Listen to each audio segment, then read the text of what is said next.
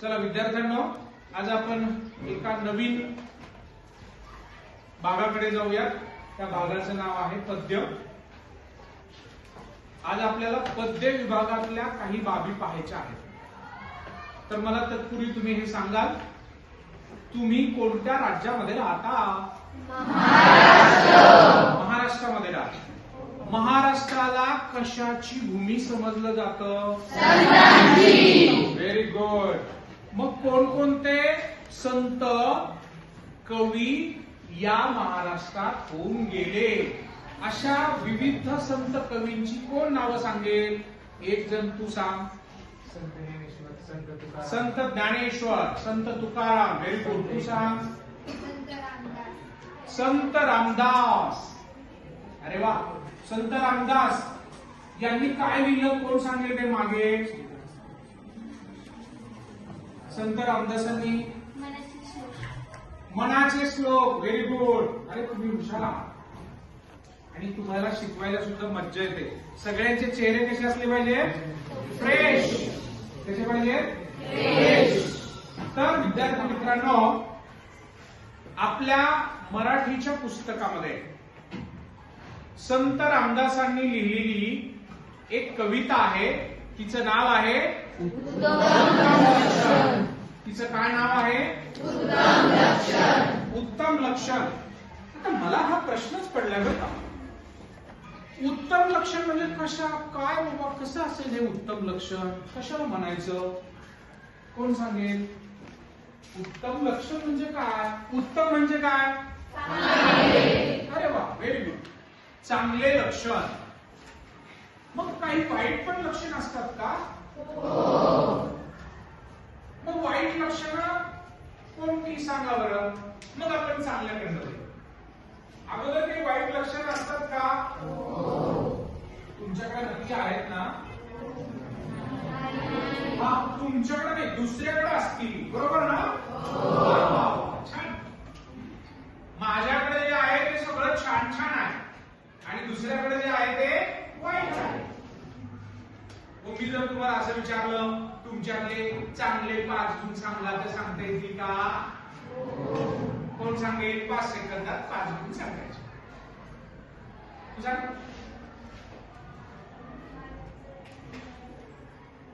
1 second झाला, 2 second झाले, 3 second झाले, 4 सेकंद झाले, 5 सेकंद झाले.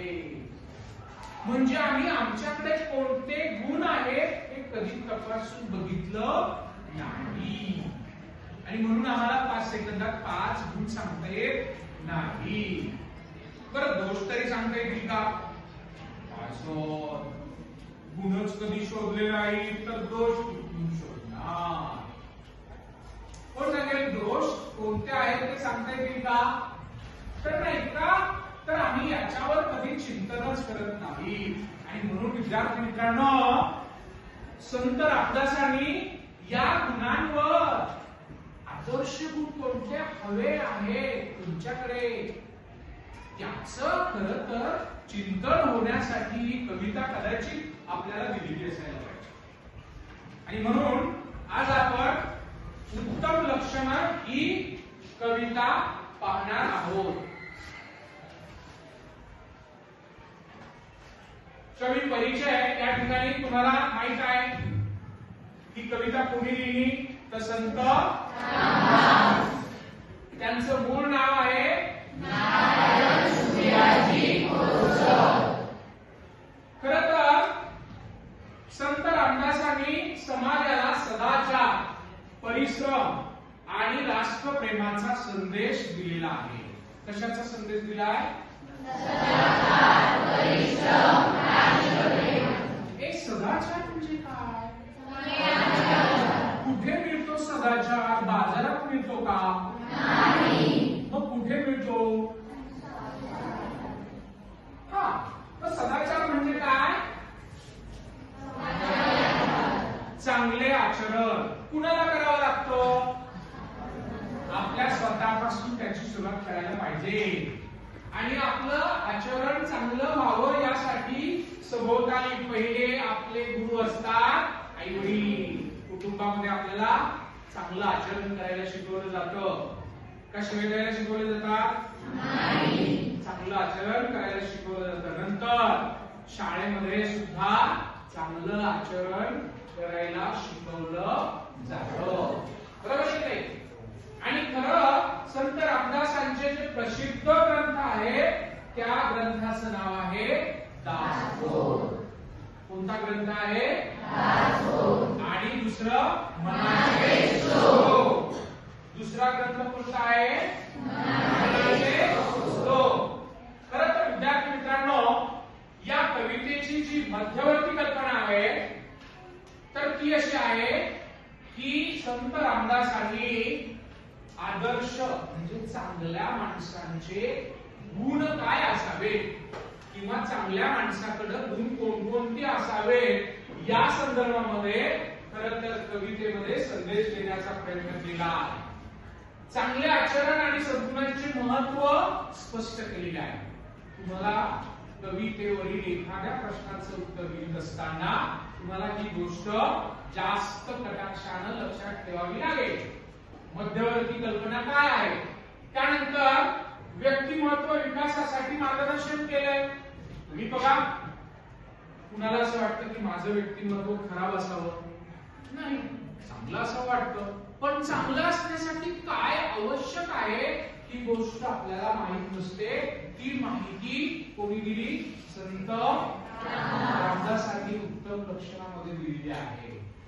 काय करावे आणि काय करू नये याबद्दल माहिती दिली. बऱ्याच अंशी बऱ्याचदा आपल्याला असं लक्ष देतं की आपण काय करावं काय करू नये कळत नाही.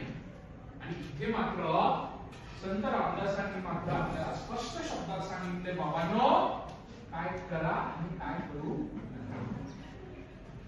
काय केलं पाहिजे आणि काय नको या संदर्भामध्ये रामदासांनी आपल्याला या कवितेतून खऱ्या अर्थानं चांगला संदेश दिलेला आहे. उत्तम माणसाची लक्षणं कोणती? खरं बोलणं,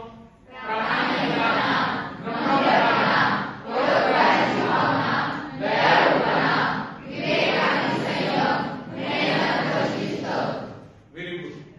आता बोर्डकडे न पाहता कोण सांगेल?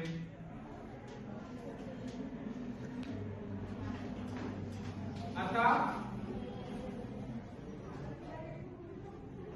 कोण सांगेल?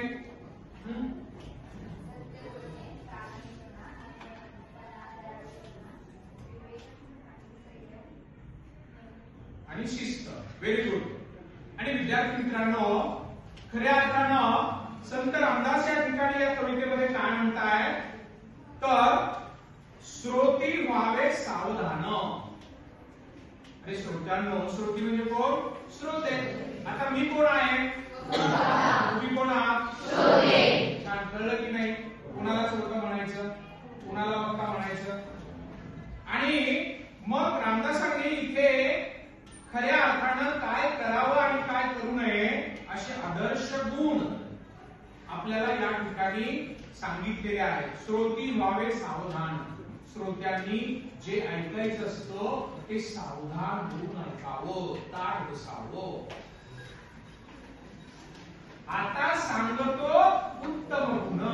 आणि जर तुम्ही सावधान बसलात ना मग तुम्हाला उत्तम लक्षणं सांगितले जातील.